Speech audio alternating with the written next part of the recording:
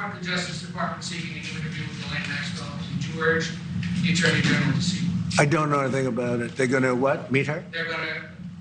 Your Deputy Attorney General has reached out to Ghislaine Maxwell's attorney asking for a new interview. Yeah, I don't know about it, but I think it's something that sounds appropriate to do, yeah. Do you have any concern that your Deputy Attorney General, as your former attorney, would be conducting the interview, given... No, I have no concern. He's a very talented person. He's very smart. I didn't know that they were going to do it. I don't really follow that too much. It's sort of a witch hunt, just a continuation of the witch hunt. That was Donald Trump finding out that Ghislaine Maxwell's attorneys were reportedly contacted by Deputy Attorney General Todd Blanche to gauge her willingness to cooperate with prosecutors.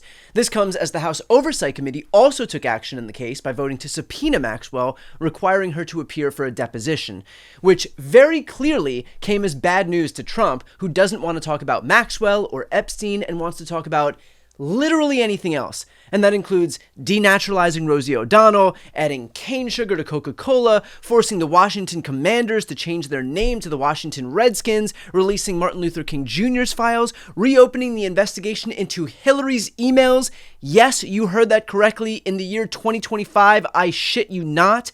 But the distraction he landed on today was this. The witch hunt that you should be talking about is they caught President Obama absolutely cold, Tulsi Gabbard.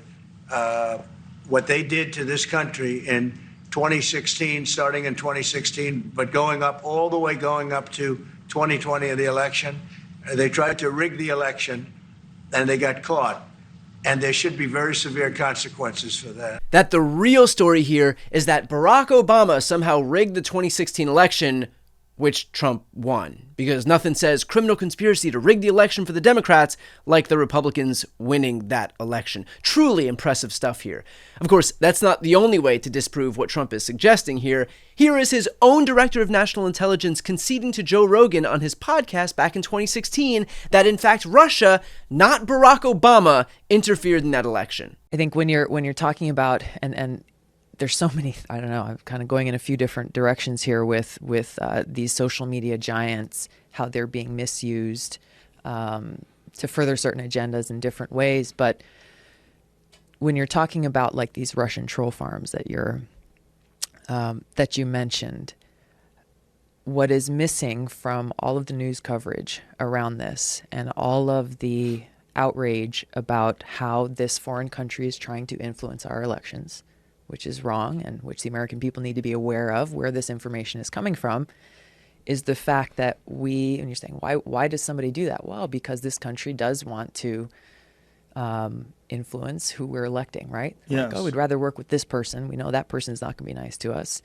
The United States has been doing this for a very long time. Sure. In countries around the world, both overtly and covertly, through these kinds of disinformation campaigns, not even counting like the outright regime change wars, we're going to physically take you out.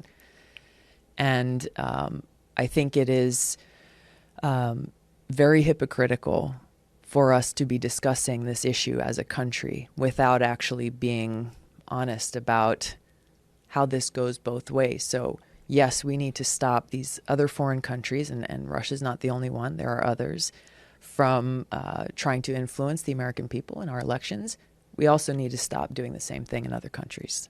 And of course, on top of that, this was also investigated thoroughly by the Senate Intelligence Committee back then. The committee, led by then Republican Senator Marco Rubio, issued a 1,000-page report detailing how, quote, Russia launched an aggressive effort to interfere in the election on Trump's behalf. It says the Trump campaign chairman had regular contact with the Russian intelligence officer and says other Trump associates were eager to exploit the Kremlin's aid, particularly by maximizing the impact of the disclosure of Democratic emails hacked by Russian intelligence officers.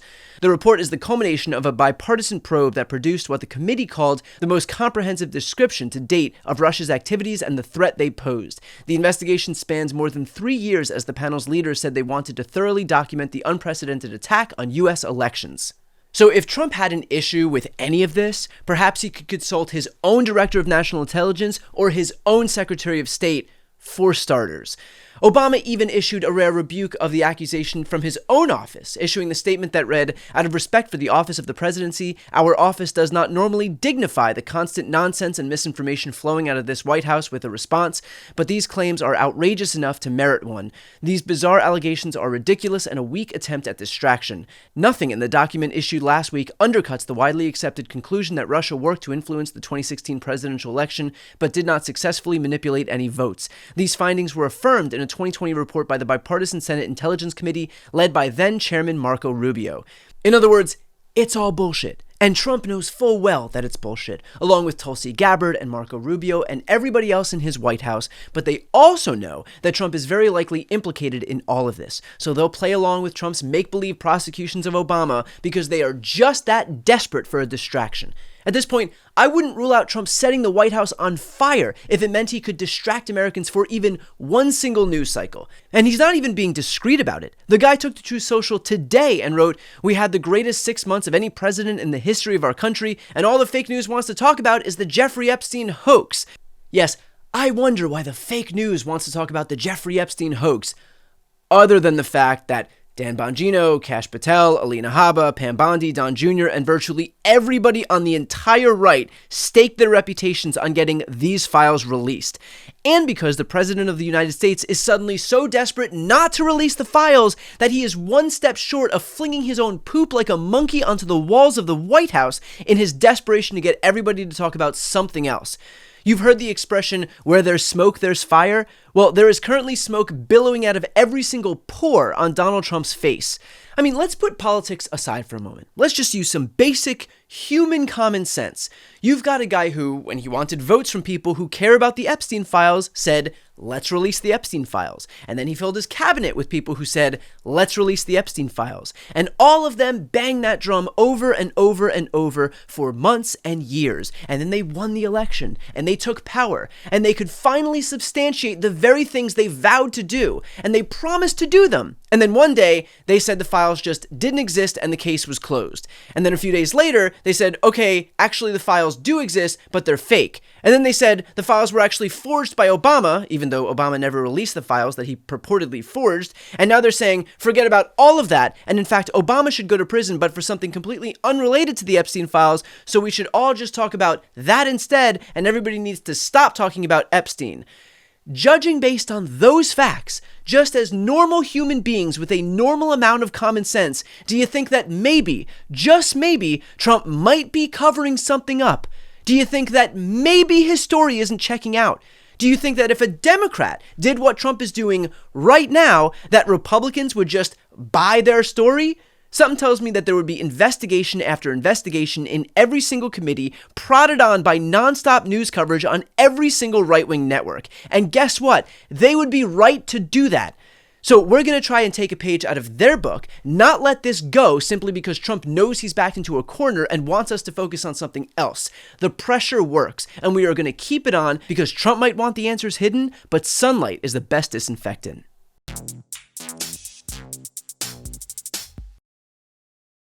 Before you go, if you enjoyed this content and you want to see more and support independent media, please subscribe to this channel. The subscribe button will be right here on the screen. But second, the reality is that we are now in a political environment where this administration can lean on any of the social media platforms to suppress certain voices if they don't like critical coverage. That means my longevity here is in the hands of a few tech billionaires who are already making it clear that they are willing to cater to this administration.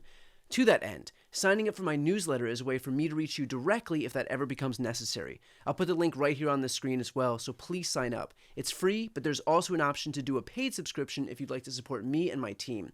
I really appreciate it. Thanks so much for watching.